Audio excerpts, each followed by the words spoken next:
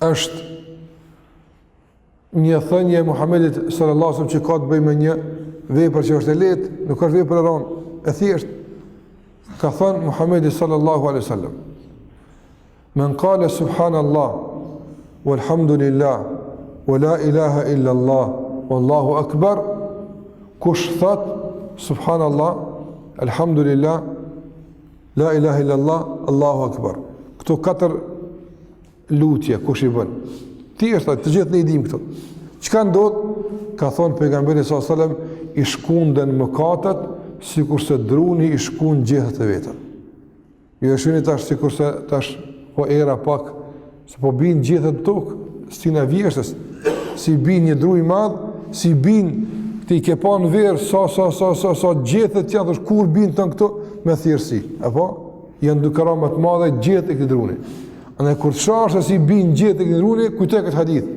Se edhe ti je një dru që ndoshta janë gjitë për ty do gjethet që duhet me rato, sikur se janë gjethet në mëkateve, që nuk e prezentojnë në mënyrë të bukur imazhin tënd, e shëmtojnë në bukurinë tënde, e shëmtojnë imazhin tënd.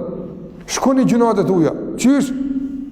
Në forma ndryshme. Një prej tyre është thuaj shpesh herë, ka do që të sillesh në çdo vend, kudo që të jesh, thuaj subhanallah, alhamdulillah, la ilaha illallah, Allahu akbar. Kush e thot këtë, ka thënë pejgamberi sallallahu alajhi wasallam, i shlyen mëkatet dhe i shkunden gjunat sikurse shkunden gjethet nga druri. Dhe kjo është gjë e thjeshtë. Çka na kushton të thonë subhanallah, alhamdulillah, la ilaha illallah, Allahu akbar.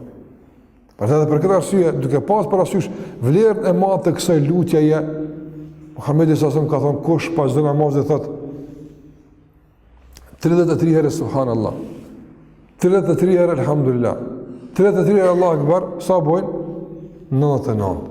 Pastaj e plotson 100 herë duke thënë la ilaha illa Allah wahdahu la sharika la, lahu al-mulku wa lahu al-hamdu wa huwa ala kulli shay'in qadir.